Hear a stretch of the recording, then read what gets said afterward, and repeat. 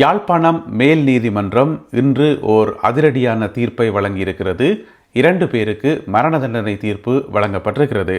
இந்த 2 பேரும் செய்த குற்றம் என்னென்று சொன்னால், 2010ஆம் ஆண்டு 16 வருஷங்களுக்கு முதல் ஒரு 60 வயதுடைய முதியவர் ஒரு ஆளை அடித்து கொலை செய்திருக்கிறார்கள் இந்த 2 பேரும். எனவே உடனடியாக அவர்கள் கைது செய்யப்பட்டு கடந்த 16 வருடங்களாக சிறையில் இருந்திருக்கிறார்கள். விசாரணைகள் தொடர்ந்து இடம்பெற்று வந்தன.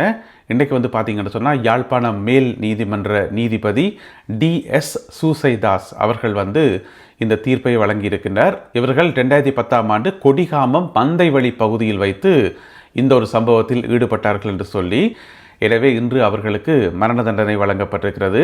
அந்த தீர்ப்பில் நீதிபதி என்ன சொல்லியிருக்கார் என்று சொன்னால், இவர்கள் 2 பேருடைய உயிர் பிரியும் வரை தூக்கிலிடவும் என்று சொல்லி அதில் எழுதப்பட்டிருக்கிறது. தீர்ப்பில் என்ன பிரச்சனை சொன்னால், இலங்கையில் மரண தண்டனை நிறைவேற்றப்படுறதில்லை என்று சொல்லி உங்களுக்கு தெரியும். எனவே மரண தண்டனை தீர்ப்பு வழங்கப்பட்டால் அது இயல்பாகவே ஆயுள் தண்டனையாக மாற்றப்படும். எனவே 2010ஆம் ஆண்டில் ஒரு தேவையில்லாத வேலை பார்த்து ஏற்கனவே 16 வருஷம் ஜெயிலுக்குள்ளே இருந்து இனி எஞ்சின காலம் முழுக்க ஜெயிலுக்குள்ளே தான் இருக்கணும். எனவே ஒன்றுமே செய்ய முடியாது.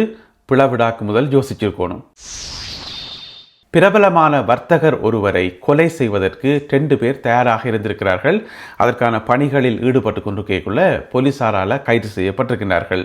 இந்த சம்பவம் கொழும்பில் நடந்திருக்குது. கொழும்பு கொம்பனி தெரு இருக்குதானே, அந்த தெருவில் இருக்கக்கூடிய ஒரு இரவு விடுதி ஒன்றினுடைய உரிமையாளர் ஒரு பிரபலமான வர்த்தகராம். அவரை கொலை செய்கிறதுக்காக 2 பேர் என்ன செய்யணும், இந்த 2 பேர் அடையாளம் தெரியாத 2 பேர் மோட்டார் சைக்கிள் விரும்பும் தானே, அவையெல்லாம் நிவியல். அதாவது மோட்டார் சைக்கிளின் ரெடி பண்ணி அந்த மோட்டார் சைக்கிளுக்கு ஃபேக்கான ஒரு நம்பர் பிளேட்டை மாற்றி, அதாவது அதிலேருந்து நம்பர் பிளேட்டை கலட்டி போட்டு வேறு போலியான ஒரு நம்பர் பிளேட் அதில் பொருத்தி போட்டு துவக்க எல்லாத்தையும் ரெடி பண்ணி கொண்டு கையில் போதைப் பொருளும் வச்சுருந்துக்கணும். அதாவது சுட போகாக்கு முதல் போதைப் பொருளை பாவிச்சிட்டு போவோம் என்று சொல்லி, இப்போ பார்த்தீங்கன்னு சொன்னால் எல்லாவற்றையும் போலீஸார் கைது செய்திருக்கிறார்கள். அதாவது கொழும்பு துறைமுகத்துக்கு பக்கத்தில் விக்டோரியா பாலம் இருக்குதானே, அந்த பாலத்துக்கு பக்கத்தில் தான் இந்த மோட்டார் சைக்கிளை கொண்டு நிப்பாட்டி வச்சு போட்டு இந்த மாதிரி நம்பர் பிளேட் மாத்திர வேலையில் இருந்திருக்கணும். பிறகு போலீஸாருக்கு சந்தேகம் ஏற்பட்டு அந்த மோட்டார் சைக்கிளை பிடிச்சி செக் பண்ணி பார்த்தா இந்த ஒரு உண்மை ஒன்று தெரிய வந்திருக்கிறது. இப்படியான ஒரு அதிர்ச்சியான செய்தியை சொல்லியிருக்கிறார்கள். போலீஸார் அந்த மோட்டார் சைக்கிளை கைப்பற்றி மறைச்சிட்டு காட்டி இத்தனைக்கு அந்த வர்த்தகரை சுற்றுப்பார்கள் என்றுதான். எனவே மிக பெரும் ஒரு கொலை சம்பவம் ஒன்று தடுக்கப்பட்டிருக்கிறது. கைது செய்யப்பட்ட 2 மீதும் தொடர்ச்சியாக விசாரணைகள் இடம்பெற்று வருகின்றன. இந்த கைது செய்யப்பட்ட 2 பேரில் ஒரு ஆள் ஏற்கனவே கைது செய்யப்பட்டு ஏற்கனவே ஒரு துப்பாக்கிச் சூட்டு சம்பவத்தோட கைது செய்யப்பட்டு போன வருஷம் பிறகு விடுவிக்கப்பட்டிருந்தவராம். என்னென்று சொன்னால், சந்தேகத்தின் அடிப்படையில் தான் கைது செய்தது. இப்போ பார்த்தீங்கன்னு சொன்னால் சந்தேகமும் இல்லை, ஒன்றும் இல்லை, உண்மையாகவே ஒரு குற்றம் ஒன்றை செய்கிறதுக்கு ரெடியாக இருந்திருக்கிறார்கள் அதற்குரிய ஆதாரங்களோட. எனவே அவர்கள் கைது செய்யப்பட்டுள்ளார்கள். கிளிநொச்சி மாவட்டத்தில் சட்டவிரோதமான நடவடிக்கையில் ஈடுபட்ட 13 பேரை கடற்படையினர் கைது செய்திருக்கிறார்கள். என்ன செய்திருக்கணும் என்று சொன்னால், கிளிநொச்சி மாவட்டத்தில் வலைப்பாடு இருக்குதானே, வலைப்பாடு கடல் பகுதியில் சுழியோடி இருக்கணும் சட்டவிரோதமான முறையில். ஏன் அங்கே போய் சுழியோடினவை என்று சொன்னால், கடல் அட்டைகளை பிடிக்கிறதுக்கு கைது செய்யப்பட்ட இந்த 13 பேரிடம் இருந்து 1100 கடல் அட்டைகள் கைப்பற்றப்பட்டிருப்பதாக சொல்லப்படுகிறது.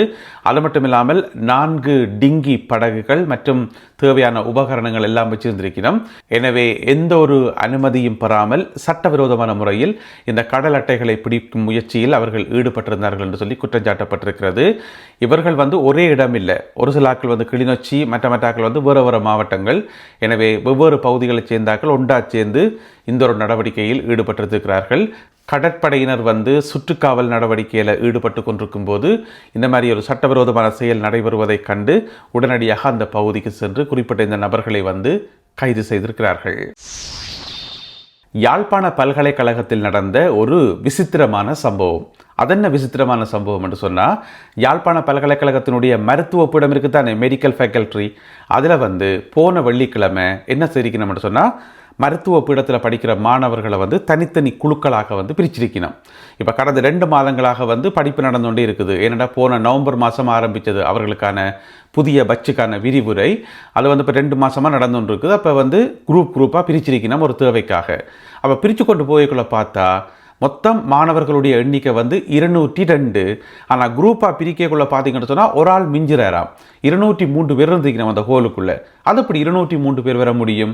202 பேர் தானே எண்ணிக்கை என்று சொல்லி போட்டு ஃபுல்லாக செக் பண்ணி பார்த்தா ஒரு மாணவி, அந்த மாணவியே யாருக்குமே தெரியாதாம், ஆரண்டே தெரியாதாம், எப்படி இதுக்குள்ளே வந்தவான்னு தெரியல. அவள் தான் அந்த 203வது ஆள். அப்போ அவாட்ட கூப்பிட்டு விசாரிக்கல, என்ன பேர் எங்கே இந்த வந்து நீங்கள் இருக்க, அவள் கண்டியிலேருந்து அங்கே போயிருக்கிறா. சிங்கள மாணவியோரால் கண்டியிலேருந்து போயிருக்கிறா. 2 மாதங்களாக அந்த கிளாஸுக்கு போய் கொண்டு வந்துக்கிறா. 2 மாதங்களாக யாழ்ப்பாண பல்கலைக்கழகத்தினுடைய விடுதியில் தங்கியிருந்து படித்து கொண்டு வந்துக்கிறா. எப்படி வந்தவா, எப்படி விடுதியில் வந்து தங்கியிருக்கிறான்னு சொல்லி ஒருத்தருக்குமே தெரியாதாம். கவனிக்காமல் விட்டுருக்கணும் போல இருக்கு. எனவே கடந்த 2 மாதங்களாக குறிப்பிட்ட இந்த மாணவி வந்து மருத்துவ பீடத்தில் வந்து படித்து கொண்டே இருந்திருக்கிறா. பிறகு அந்த மாணவியை கூப்பிட்டு விசாரிக்க தெரிய வந்திருக்குது, அந்த மாணவி வந்து பல்கலைக்கழகத்துக்கே தெரிவு செய்யப்பட இல்லையாம்.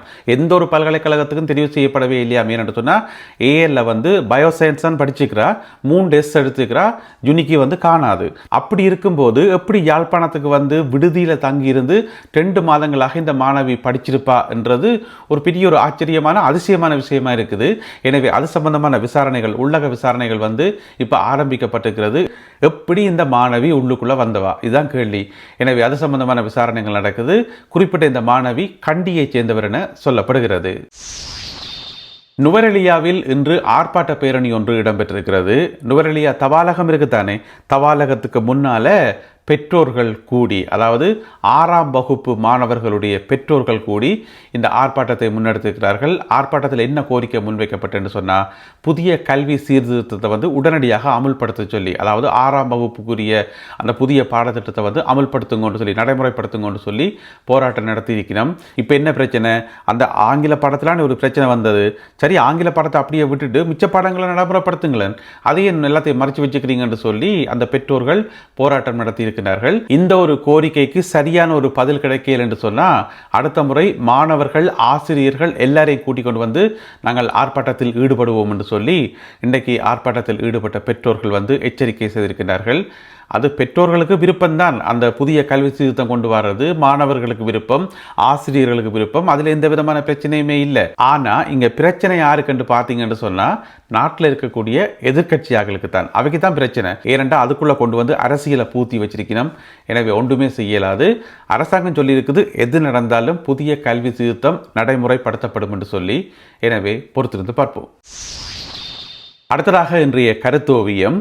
இலங்கை தமிழரசு கட்சியினுடைய பதில் தலைவர் இருக்கார் தானே, CVK சிவஞானம் அவர்கள். ஏன் பதில் தலைவர் என்று சொன்னால், ஒரிஜினல் தலைவர் வந்து பாராளுமன்ற உறுப்பினர் ஸ்ரீதரன் தான். அவரை வந்து தலைவராக வரவிடாமல் வழக்கு போட்டு வச்சிருக்கணும். எனவே பதில் தலைவர் CVK சிவஞானம். அவர் என்ன செய்கிறார் சொன்னால், மைக்கை பிடிச்சி உரையாற்றுறார். மைக்கில் என்ன உரையாற்றுறார் என்று சொன்னால், எங்களை நாங்களே கழுவி ஊற்றுவோம், வேறு எவரும் எம்மை கழுவி ஊற்றக்கூடாது என கூறிக்கொள்கிறேன் என்று சொல்லி, ஏன் இப்படி உரையாற்றுறார் என்று சொன்னால், அதை கேட்டு ஒரு சாதாரண பொதுமகன் வந்து வாய்க்குள்ள விரலை வச்சு ஆச்சரியமாக பார்க்குறார். இன்னும் அந்த மனுஷன் இப்படி கதைக்கிறார் என்று சொல்லி. ஏன் இப்படி கதைக்கிறார் என்று சொன்னால், அவர் தான் இப்போ ஒரு பேட்டி ஒன்று கொடுத்துருக்கார். அந்த பேட்டியில் என்ன சொல்லியிருக்கார் என்று சொன்னால், கணக்கை சொல்லி வச்சுக்கார். பொங்கல் விழாக்கு எங்களை வந்து கூப்பிடல, எங்களை மதிக்கவே இல்லை, கூப்பிட்டு இருந்தால் போயிருப்பேன் தானே, அப்படி இப்படின்னு கணக்கை சொல்லியிருந்தவர். அதோட இன்னும் ஒரு முக்கியமான வசனம் சொன்னவர், எல்லாரும் வந்து சுமந்திரனை வந்து சுத்துமாத்துன்றீங்கள். என்ன சுமந்திரன் மட்டுமா சுத்துமாத்து? நாட்டில் இருக்கக்கூடிய எல்லா லோயர் மாதிரி சுத்துமாத்து தானே, சுத்துமாத்து செய்து தானே உழைக்கினம் என்று சொல்லி ஒரு வசனத்தை சொல்லிவிட்டார் நேற்று ஊடக சந்திப்பில் வந்து. அதனால தான் அவரை பெருசாக கதைக்க விடுறையில். அப்படி இருந்தும் நேற்று ஊடக சந்திப்பில் வந்து இப்படியெல்லாம் சொன்னதால் இந்த ஒரு கருத்தோவியம் வந்து வரையப்பட்டுகிறது. தமிழ் ஓவியர் செல்வன் வரைந்த கருத்தோவியம் இது. எனவே ஒன்றுமே செய்ய முடியாது. அவரோட ஆட்கள் சுத்துமாத்துன்னு சொல்ல இல்லாது, கோர்ட்டில் சுத்துமாத்துன்னு செய்கிறது தான். இது யாருக்கா சுதந்திரனுக்கு மட்டும்தான் சொந்தவே. ஊரில் உள்ள லோயர்ஸ் எல்லாரும் சுத்துமாத்தி செய்து தான் வழக்கவே இல்லை. அது இயற்கை. அப்போ சுதந்திரனை சுத்துமாத்துன்னு சொல்ல இல்லாது, அவன் ஆற்றல் உள்ளவன். இந்த ஒரு கருத்தோவியம் மற்றும் இன்றைய காணொலியில் பகிர்ந்து கொள்ளப்பட்ட செய்திகள் தொடர்பான உங்களுடைய கருத்துக்களை மறக்காமல் கீழே எழுதுங்கள். மீண்டும் சந்திப்போம் உறவுகளே. நன்றி, வணக்கம்.